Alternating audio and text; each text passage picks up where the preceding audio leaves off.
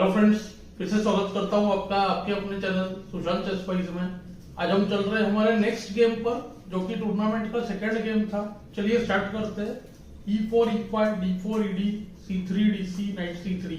White ने pawn दिया है बेटर डेवलपमेंट के लिए और अच्छा खासा इनिशिएटिव मिलता है। बहुत ही इंटरेस्टिंग गेम है इस ओपनिंग के थियरी के लिए, क्योंकि जनरली क्या होता है, इस टाइप के ओपनिंग में से बहुत जल्दी अटैक और इनिशिएटिव मिलता है। पर इस गेम में ओपोनेंट ने मटेरियल रिटर्न किया और बहुत ही इंटरेस्टिंग एंड गेम आया। चलिए उस पर चलते हैं। BB4 ये एक मेन मूव है, बिशप C4। अब देखिए BF7 चेक का थ्रेट है और QB3 करते हुए B4 का बिशप चला जाएगा। तो नाइट C6 B4 को बचाया, नाइट F3 D6, तुरंत NF6 को E5 आता है तो D6 करना जरूरी है, कैसल। और अब अगर बिशप इंटू C3 ना ले तो ND5 में सीरियस प्रॉब्लम्स होते हैं। तो बिशप C3 BC और NF6। यहां तक देखिए ऐसा लगता है कि अब ब्लैक कैसल करने ही वाला है और फिर पॉन के बदले में व्हाइट को ज्यादा कुछ नहीं मिलेगा। पर यह एक बहुत इंपॉर्टेंट थियोरेटिकल पोजीशन है। यहाँ पे बिशप A3 कर सकता है व्हाइट, और दूसरा मूव E5 जो मैं यूजुअली करता हूँ। देखिए बहुत इंटरेस्टिंग थियरी है E5। हम चाहते हैं कि D5 के बाद NG5 करे। ये हुआ हमारे मेन गेम में।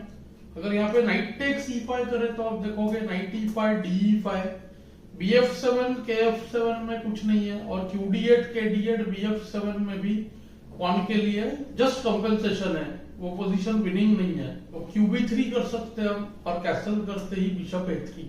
अब F8 का रुक देखिए ट्रैप हो चुका है और रुक D1 E1 आने वाले, तो पोजीशन व्हाइट का ये काफी बेटर है। ब्लैक ने गेम में सिमिलर तरह से ही एक्सचेंज दिया। चलिए देखते हैं कैसे। E5 DE को नाइट G5 ये गुड मूव होता है, और यहाँ पे एक देखिए डेंजरस ट्रैप है, क्वीन D1 मिस्टेक, उसको आता है BF7 चेक, किंग F8 उसको रूक D1। और अगर ब्लैक यहाँ पर H6 करे नाइट ट्रैप करने के लिए तो ऑन द स्पॉट लूजिंग होता है। अब ढूंढने की कोशिश करिए। देखिए BA3 चेक, नाइट E7 उसको रूक D8 चेक, नाइट E8 रूक E8 चेकमेट। तो मेरे ओपोनेंट ने देखिए यहाँ पर कैसल किया, और कैसल को BA3, ऐसा लगता है F8 का रूक ट्रैप हो रहा है। पर देखिए बहुत इंटरेस्टिंग आइडिया है ब्लैक का। दो पॉन्स तो ऑलरेडी अप है, तो एक्सचेंज रिटर्न करने पर भी डिसेंट प्ले होगा। व्हाइट का पोजीशन में देखिए स्लाइट एज है, पर बहुत कॉम्प्लेक्स है पोजीशन। एंड गेम आने वाला है बाय फोर्स। चलिए देखते हैं कैसे। ब्लैक ने खेला H6। तो इस पोजीशन में मैंने काफी टाइम स्पेंड किया, क्योंकि प्रॉब्लम ऐसा हो रहा है एक्सचेंज के लिए दो पॉन्स है, और ज्यादातर केसेस में ब्लैक को इनफ प्ले मिल रहा है। तो मैं चाह रहा था कि एक स्पेसिफिक प्लान के साथ एंड गेम आए। QD1 या QD8 तो होने ही वाला है। तो मैंने देखिए इधर सोचा BF8 लेते हैं, H टेक्स G5 करेगा ओपोनेंट, QD1 रूक D1 किंग F8 को, NF7 बहुत इंटरेस्टिंग है, ऑल्दो थोड़ा रिस्की है, उसको BF5 आ सकता है। देखना पड़ेगा कि F7 का राइट ट्रैप हो रहा है कि नहीं। तो F3 को देखिए BG6 NH8 BH5, हो सकता है G4 हो जाए। तो ये पोजीशन में भी ऐसे लग रहा है कि व्हाइट का नाइट इजीली ट्रैप नहीं होगा। H4 H5 नाइट G6 फंस सकता है नाइट। तो ब्लैक ने खेला H टेक्स G5, और यहाँ पे मैंने जैसे आपको बताया मैं स्पेसिफिक एंड गेम चाह रहा था, इसीलिए मैंने बिशप C5 रिट्रीट नहीं किया। वरना कंप्यूटर प्रोग्राम्स इस पोजीशन में बिशप C5 को सबसे बेस्ट बताते हैं। बिशप्स रखने से क्या होगा कि ज्यादा चांसेस रहेगा बिशप पेयर के साथ एक्टिव रूक्स ज्यादा बेटर प्ले देगा। मैंने खेला queen D8 night D8 BE7, night को फोर्स किया, और NC6 को BF6 GF, और प्लान था रूक D1 करना।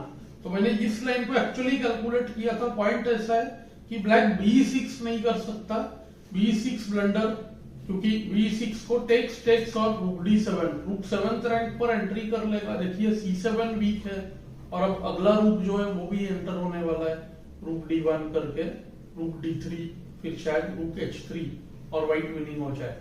तो ब्लैक ने खेला BF5, सही मूव था। फिर से जैसे मैंने बताया FG कराने के पीछे रीजन ऐसा था कि फ्यूचर में ये H पॉन पासर बन सकता है। तो एक प्लान मेरे माइंड में था कि H3 G3 H4 करके हम इस एंड गेम को आगे चल के विनिंग बना सकते हैं। जब रूक वर्सेस बिशप एंड गेम होगा या 2 रूक्स वर्सेस रूक बिशप एंडगेम होगा तब। तो मैंने खेला इधर देखिए BD5 idea bishop into C6 करके डबल पॉन क्रिएट कराना था। तो अपन ने खेला NA5 और अब रूक D2। मेन प्लान है रूक ट्रेड कराना। रूक डबल होने के बाद रूक D8 चेक आएगा तो व्हाइट का रूक पीछे से एंटर करके विनिंग हो जाएगा। पर अनफॉर्चुनेटली देखिए एक छोटा मिसकैलकुलेशन हुआ। C6 BB3 NB3 AB और यहाँ पे ब्लैक के पास एक बहुत ही बढ़िया चांस था किंग F8 करने का। और आप देखो किंग F8 रूक D1 उसको KE7। देखिए जस्ट रूक D8 और रूक D7 दोनों ही स्टॉप हो रहे हैं और अब शायद ब्लैक थोड़ा बेटर है। BE6 करके ब्लैक के पास प्लान है क्वीन साइड पे पास पॉन बनाने का। तो ये पोजीशन मुझे लगता है मिसहैंडल हो चुका है। ऑलरेडी ब्लैक के पास स्लाइट एज होता। ब्लैक ने खेला NB3 AB BE6 slight mistake. अब आया C4 और यहाँ पे मैंने जो ट्रैप सेट किया था उसी में ओपोनेंट फंस गया। यहाँ पर भी किंग F8 करना जरूरी था। उसने खेला B5 और B5 के बाद व्हाइट टू प्ले। आप यहाँ पर व्हाइट से क्या करोगे? बहुत ही इंटरेस्टिंग एंड गेम आया है। थोड़े मिस्टेक्स हुए इस पोजीशन में पर ओवरऑल जो प्लान था सही था। रूक D6 पॉइंट ऐसा है BC4 बिशप इंटू C4 को अब देखिए रूक F6 काफी स्ट्रॉन्ग है। रूक F6 रिजेक्ट करने के पीछे मेरा रीजन ऐसा था कि ओपोनेंट कहीं BE6 करके C6 पॉन को बचा लेगा। देखिए अब G5 और F5 वीक नहीं हो रहे और रूक F3 हटाते ही ब्लैक चाहे तो कि G7 रूक A3 BD5 C6 का पॉन को रख सकता है। और मेन पॉइंट ऐसा है रूक A7 को रूक टेक्स A7 फोर्स नहीं है। तो ये जो लाइन है ये थोड़ा सा क्रिटिकल है। देखिए यहाँ पे रूक C8 हो सकता है और आगे चल के ब्लैक अपने पासर को पुश भी कर सकता है। तो ओवरऑल मैं समझ रहा हूँ ये पोजीशन ब्लैक इजीली मेरे ख्याल से होल्ड करने का तो ट्राई कर ही सकता था। गेम में भी उसने इस तरह से रूक ट्रेड किए और लूजिंग पोजीशन आ गया। यहाँ पे देखिए एक प्लान बन रहा है KF6 को H3 KE6 को G3 और KD6 को H4। ये होने पर व्हाइट विनिंग हो जाएगा क्योंकि देखिए GH से आउटसाइड पासर बन रहा है तो हेवी विनिंग चांसेस है व्हाइट का इसमें। तो मैंने रूक इंटू C6 लिया। इसमें सेफ्टी ये है कि F6 को अब हम बचाने दे रहे हैं। ब्लैक को इधर BE6 करना जरूरी था और BE6 को रूक A6। उसने शायद सोचा A पॉन चला जाएगा तो रूक ट्रेड होने के बाद कुछ नहीं होगा। लेकिन अब देखो रूक ट्रेड होने के बाद यहाँ पर व्हाइट का ऐसा लगता है इजी विनिंग है H3 G3 H4 प्लान से। पर अब ये पोजीशन उतना इजी नहीं है। और सेकेंडली जो मैंने मेन मिस किया रूक ट्रेड ही फोर्स नहीं है। रूक C8 कर सकता है ब्लैक। इसके बाद मैं कहूंगा ये पोजीशन विन करना बहुत ही डिफिकल्ट है। तो ये ब्लैक का बेस्ट चांस था मेरे हिसाब से। ओपोनेंट ने यहाँ पे मिस्टेक किया BD3 और अब पोजीशन हो गया लूजिंग रूक इंटू F6 के बाद। मेन रीजन क्या है? हर बार व्हाइट रूक को A3 पे आने का मौका मिल रहा है। इधर F रूक F3 से A3 आ जाए या सीधा A1 का रूक A3 पर बैठ जाए तो 8 का रूक जो है एक्टिवेट नहीं हो पा रहा है। तो A5 रूक A3। यहाँ पे देखिए रूक F3 भी बहुत इंटरेस्टिंग था। मैंने कैलकुलेट किया था BG6 रूक A3 और ये देखिए पॉन मिल गया। कोई और लाइन ट्राई करें जैसे कि E4 तो देखिए रूक F5 और मेन पॉइंट सेम है। A4 को रूक चेक किंग मूव्स रूक A3। ये रूक A3 जो है विनिंग आइडिया है। अब रूक B8 को हम H4 भी कर सकते हैं। बस मैं यही नहीं चाहता था कि उसका BB5 या कुछ आके A पॉन डिफेंड हो जाए। जैसे कि यहाँ पे देखिए BC2 आके A पॉन डिफेंड हो सकता है। तो ये मैं नहीं चाह रहा था। इस वजह से मैंने A पॉन पर अटैक किया। रूक A3 किया मेनली। तो अब देखिए A पॉन चला जाएगा। रूक A3 BC2 same idea A4 पर अब टाइम नहीं मिलेगा क्योंकि रूक C6। और अब देखोगे कि ये बिशप डोमिनेट होगा।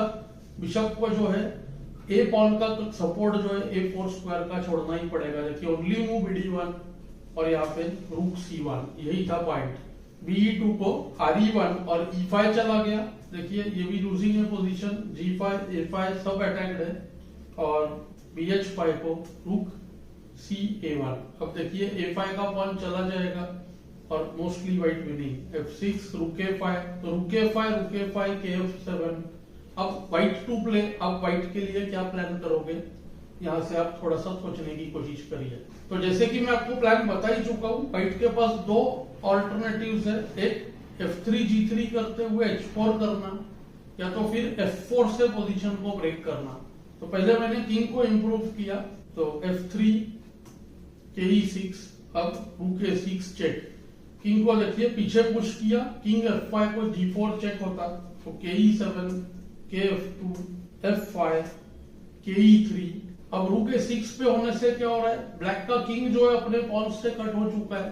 अब व्हाइट को बस सही तरह से पोजीशन को ब्रेक करना है। एक ट्रिकी एंड गेम पोजीशन है, इसके बारे में मैं थोड़ा सा चिंतित था। देखिए B8 G3 किंग F7, और यहाँ पे F4 करूं या नहीं मैं सोच रहा था। H4 भी इंटरेस्टिंग है, G4 भी विनिंग है इस पोजीशन में।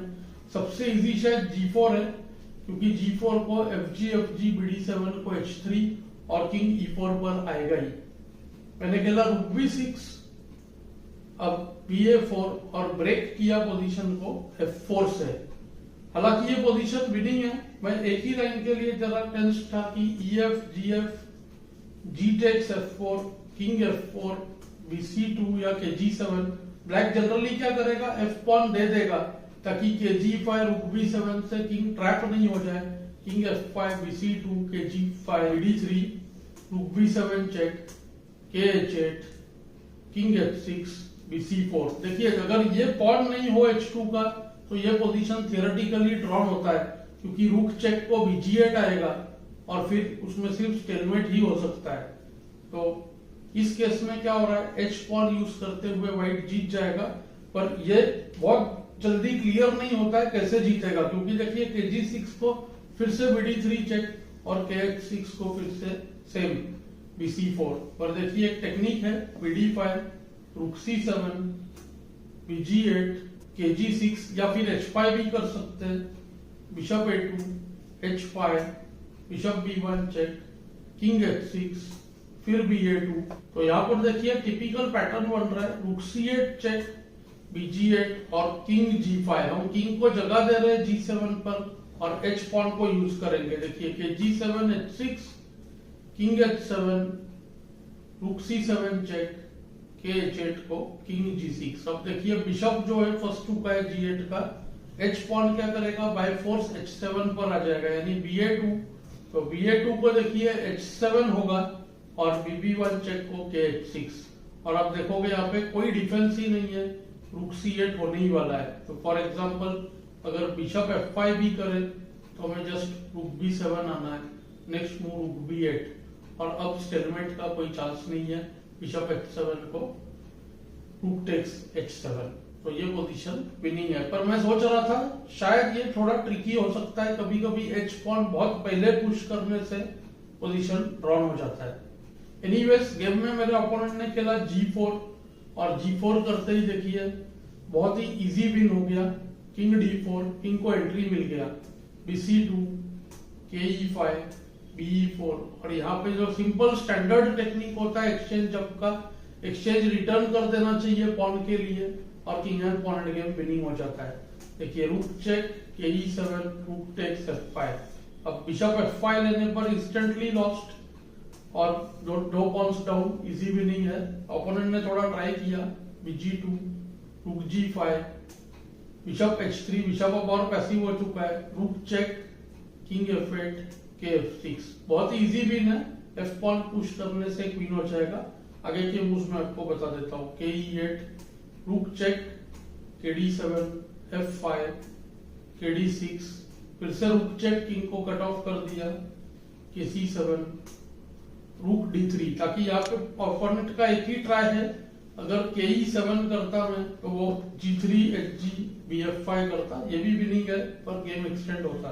तो रूक D3 BF1 रूक चेक, रूक को बचा लिया चेक के साथ, KD8 KG7।